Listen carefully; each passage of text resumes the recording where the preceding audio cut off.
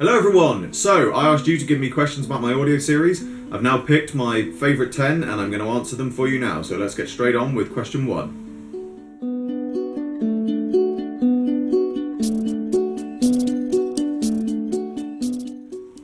Doctor Who, basically. Obviously overriding inspiration was Doctor Who itself. But I've been a big fan of the Big Finish audio productions, but I suppose inspiration really starts from my mum and dad, actually. They got me into audio series and things like that. They got me into The Goon Show. They got me some of the Just William audio books. And then through to things like the original Hitchhiker's Guide radio show and the 1981 dramatisation of Lord of the Rings.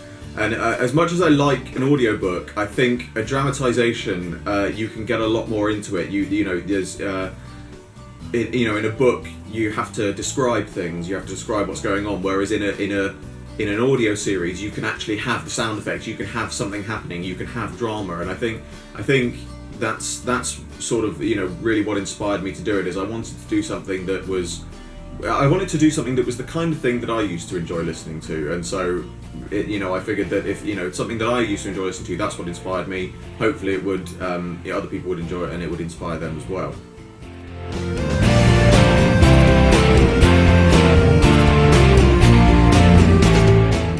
Cost, essentially. Because essentially live action and figure animation, two things that I still want to do in future, but the bottom line was basically live action. Okay, I'm going to need costumes, I'm going to need decent camera equipment, I'm going to need sets, I'm limited by the weather of where I can record, what I can record, I've got to have physical props and things like that, and it was essentially a lot of money is going to go into making that. If I'm going to make something that I'm really proud of, it's something that I want to do. I mean, I know some people have done sort of their own live action versions where it's, they've built a console out of cardboard and they've put up sheets to disguise the rooms. And the great thing about that, I've seen a few of them and they're really good. Over the years I've seen several of them, and it's, and it's, people are fine putting that content out. That's great for them. But I know for me personally, I would rather put something out that, I actually had almost like a physical set. If I was going to make a Doctor Who live action, I would want it to look like Doctor Who, essentially. I think it's just, it's the perfectionist in me, and this isn't to downplay anyone else's live action Doctor Who's. They're all, there's many of them are out there are very, very good. But it was a case that, I didn't have the funds, I didn't have the money to put into doing a live action. So that idea went out the window. And figure animation is basically the same thing. I'd have to put together, as much as I do put together custom figures and I build small sets and things like that, you've then, again, not only got to build the sets, put the figures together and everything, but you've got to have decent camera equipment, and it all comes down to cost. But the overriding thing for a figure animation was that stop motion animation for me isn't something that I've got experience in, and I know, again, not to put anything against anyone else's figure animations out there, because some of them, a lot of them are very, very good.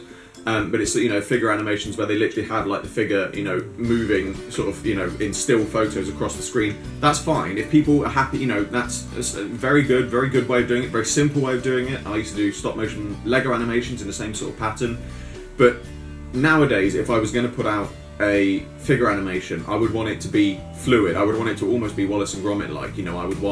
I would want it to actually look like people moving, and obviously to do that as a figure animation takes up a lot of time and a lot of practice, neither of which I have. So the reason that I didn't do either of those, as I said, it boils down to cost. But essentially, a live action was cost, and figure animation was practice. So I hit on the idea of doing an audio series. Now, the great thing about an audio series that I think has over something live action or animation is an audio series, is a format that everyone can enjoy. Because if you're watching something, you have to watch it. If it's a live action or it's a figure animation, you have to sit down and watch it. If it's an audio, you can do other things while you're doing it. You can go for a walk, you can ride a bike, you can do the washing up, anything.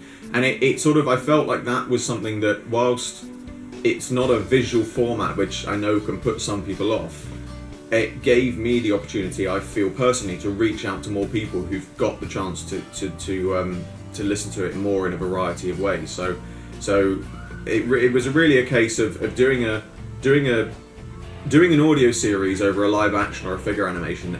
It was just it ticked all the right boxes really, and it gave me the opportunity to do the kind of thing that I wanted to do.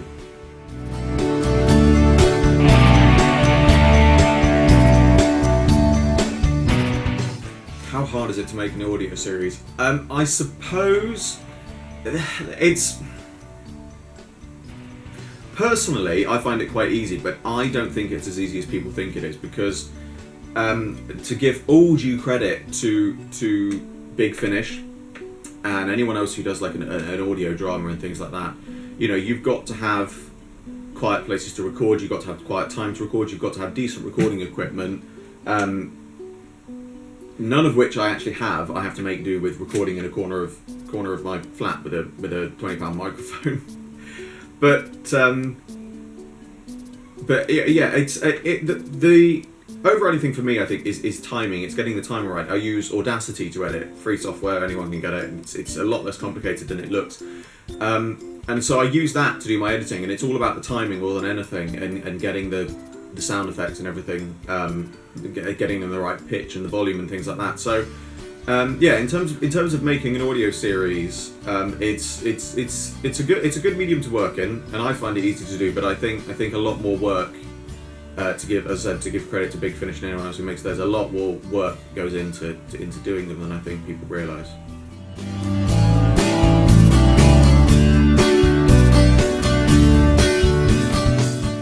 Well, barring delays, taking out the delays, I would say it takes between 2 to 3 weeks to make an episode. As I say, because I've got to get not just my bits recorded. I'm not just doing my bits of recording. I'm doing the editing, producing it, and things like that. And obviously, I'm also waiting on other people to record their bits, and eventually as well, I'm going to be waiting on scripts and things to be finished. So it may, in the future, take up to a month to do an episode. But at the moment, at present time, it's about 2 to 3 weeks. And I actually only make one at a time. Again, this is hopefully going to change in future, because at the moment I'm having to write the script, record my bits, wait for other people to record theirs, get theirs, edit them, produce it all together, put up the finished thing, go over it all, and it's and it's that. So it takes a while. But once I've got other people doing the script soon, that's going to cut out a large portion of time. As long as I can get the scripts on time, there's something else I won't have to do, and I can put more work. Sorry, I put a lot of effort.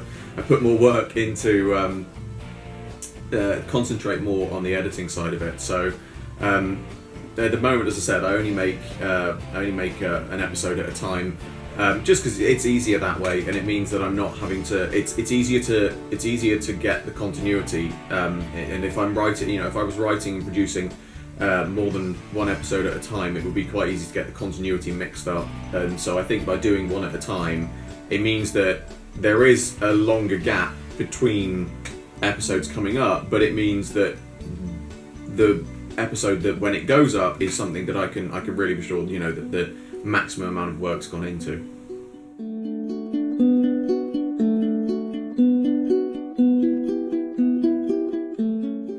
Sound effects varies. I've actually got from my GCSE school days, for a GCSE project, I had this huge 6 gig, maybe even more than that, package of sound effects, and there was absolutely anything and everything I could want in there. So I've still got that, and I still use that.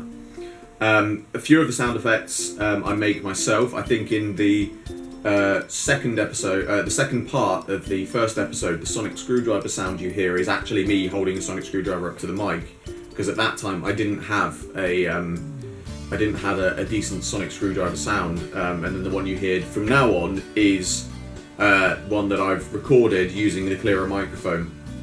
So a few of them I do myself. The Daleks and the TARDIS and all of those noises, a lot of them are readily available on YouTube and things like that. But I've actually got a sound pack that I downloaded long ago off a free website that had the sound of the Daleks moving, the sound of their heads turning, the sounds of their guns, different guns throughout the years, the TARDIS noise, interior TARDIS noises, things like that. And so I downloaded this file pack and so I use that for a lot of the sound effects. One thing that I know people are going to ask me, and people have asked me, that I will say now is I'm sorry, but I can't put these sound effects up on my YouTube, clear versions of these sound effects up on YouTube, because when I've downloaded this pack that I've downloaded with sounds in, I'm using it for personal use, and I don't, all due credit to the BBC and everyone who's made these sound effects. That's why I have my copyright things in that, but I can't put the sound effects up online, unfortunately, simply because it would be a copyright nightmare in terms of putting them up and things like that. So, but as I said, I know other people have put them up on YouTube. So for those people wondering where I get the sound effects and things like that, that's where I get them from. But I know there are many other versions of them on YouTube and other places. So if you want to use the same sort of sound effects, that's a decent place to start looking for them. But in terms of the sound effects I use, they're just your standard sound effects, and a couple of them, in fact, I have to say. One of the ones that I know a few people have asked about was the Dalek alarm. That is actually taken from the episode itself. I got the DVD and I recorded the sound, a snippet of the sound from the episode Journey's End, which is why, if you listen to it very carefully, you can hear a slight part of the music in it. The music is still there, but it slightly blends into the alarm. So unless you know it, you can't really hear it. But that's a case there. If it's another way of getting hold of the sound effects, is to actually record them out of the show itself. It's just trying to find a decent, clear one to record from.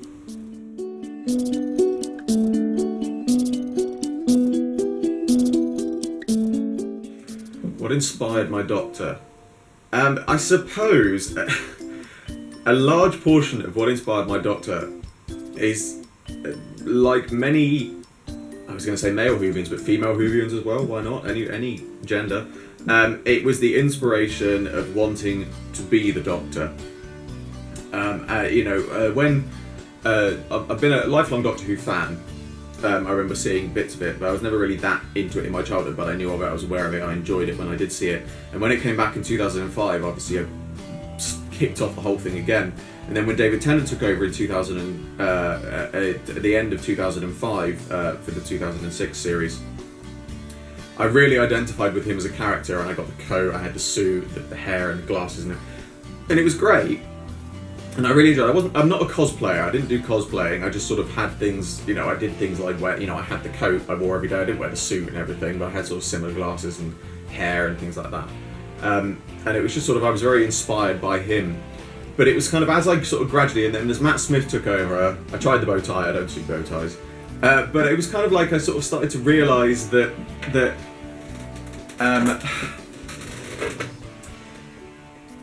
David Tennant's 10th Doctor, he's the 10th Doctor, and I can't turn, I don't want to turn around and try and be the 10th Doctor, so I started to go back into my own thing and sort of mixing and matching it up a bit more in terms of my own style, and it sort of developed into what I've got now, which is a case of thinking, it's my Doctor is a combination of my favourite characters and things like that. So there's a bit of Captain Jack and there's a bit of Indiana Jones, there's a bit of the Doctor and various Doctors. And lots and lots of mix and match. And I suppose it's, as I said, it's a case of if I was the Doctor, what kind of Doctor would I be? And it's I'm playing me as the Doctor. I'm playing the Doctor that I want to be. So I think that's really what sort of inspired me. As to the way I portray him, it's like I said, there's influences from here, there, and everywhere. But it's very.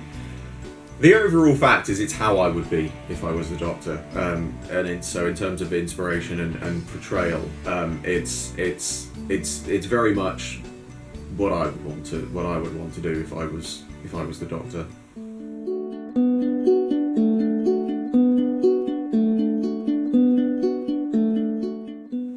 Inspiration from my stories. Well, I don't want to do stories that have already been done, because obviously, Doctor Who, both in its new series format and its classic format and spin-offs, has touched on a many variety of stories.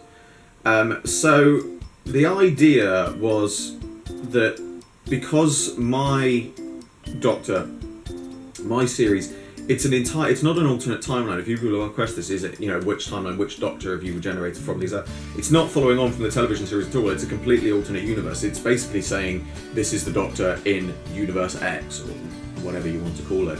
It doesn't directly follow on from the television series. It's a parallel universe. So the idea was that I wanted to do stories that were original, but obviously it would have had to have been inspired by classic stories. So I've sort of hit on the idea a few of my stories are based on existing Doctor Who stories, because it's very hard to find a format that hasn't been done. Because let's be honest, it's Daleks are a threat, Doctor saves the world or the universe or a planet. It's been done so many times. So it's trying to find a format that works like that. So I wanted to do an idea that some things are similar. Some things are different. So the idea of the Doctor, my Doctor, he's left Gallifrey, he's on his own running. The circumstances behind his departure are different to what we know of the series so far. But then things like his first meeting with Davros, Genesis of the Daleks. In my series, he's some previous incarnation has already met Davros. Whether that was in my own version of Genesis of the Daleks or not, who knows? Maybe Genesis of the Daleks happened exactly the same way in my universe, but with my characters. It's in terms of inspiration. It's important to have originality, I think, but it's as it's a fan series, I'd feel bad if I did carbon copies of episodes. If I directly completely copied an episode of Doctor Who, then it wouldn't feel right. But I think taking heavy inspiration and heavy influences from the series is what it's about. It's a fan series, so if I wasn't inspired by Doctor Who, I don't think it would be much of a series.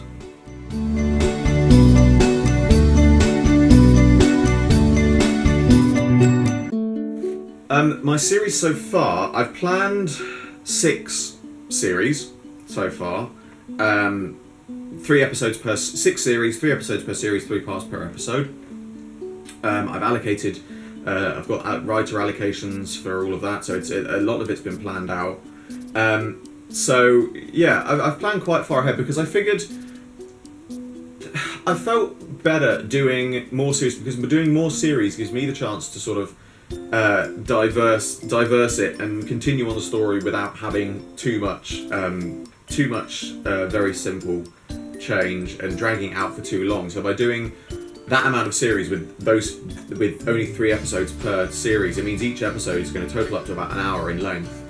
Each series is going to total up to about an hour in length, and it just gives me the opportunity to further the story at a pace that I feel comfortable with producing, and then come to the end of series 6. I already have the end of series 6 all planned out and ready. I'm not going to say what it is. It's a bit of a cliffhanger, I will say that much. But the reason that I wanted to do it the way I've done it, and the reason I wanted to do 6 series and end on a cliffhanger, is because it gives me the opportunity then to say, where do I want to go with this?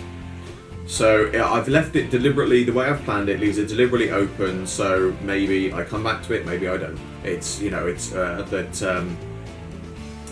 So when it comes to the end of series 6, it gives me the opportunity to say, do I wish to continue or don't I?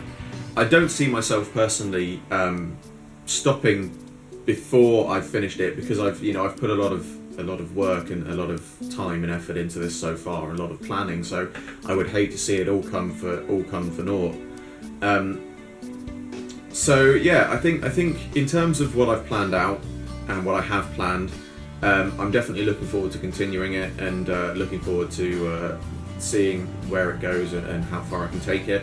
There's no real set time frame for when these episodes are out. I try to do one once a month, but it doesn't always pan out that way. So at the moment, it's really a case of the episodes come out when they come out. But there's we're only coming to the end of the second episode of series 1 now, and there's 6 series to go. So there's plenty to look forward to.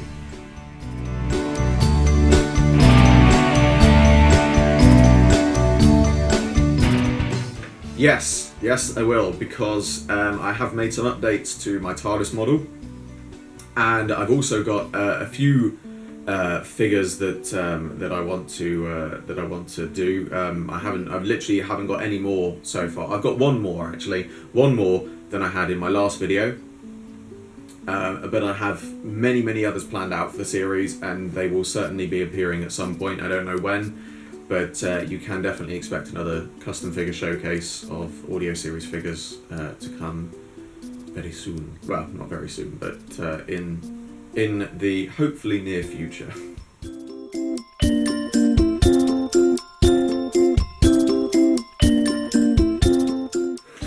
Yes, you will. You will see some of my own.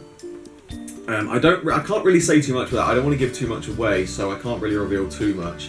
But yes, you will be seeing some of my own ones, and you will also be seeing some returning characters, some known characters, and as I said, I don't want to say too much. I don't want to, people to go, oh, I know who's talking about, because, it's, I don't want to, I'm deliberately not going to say anything, so it keeps people guessing.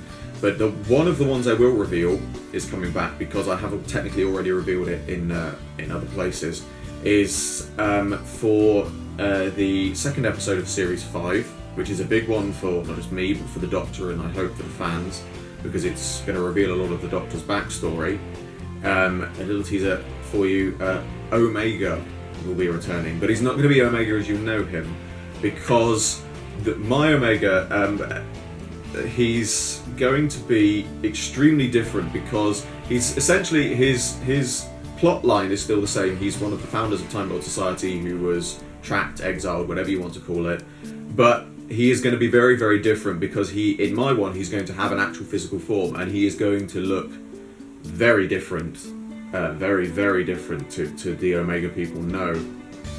And the reason I wanted to do that is because I wanted to keep his basic backstory, but I wanted to be able to write my own history for him. So by saying he's Omega, but the fact that he's not the Omega people will know and recognise, I think a few people are going to be a little bit, that's not Omega. But it's my Omega. That's the point. I wanted it to be my version of him. As I said, this entire thing is my own created universe. So why shouldn't I change it? So I can't really reveal any more than that. But certainly there are many new aliens and some returning coming, which I hope people will look forward to in future. So that was my top 10 questions. If I didn't pick your question, I'm sorry. I picked the ones that I figured that people would most want to know the answers to. Often ones, there are a few of them there that I often get asked quite a lot, so it seemed best to answer those questions. I hope you enjoyed this video. As always, like, favourite, subscribe, share. It really helps me out a lot. And I shall see you all with another video very soon.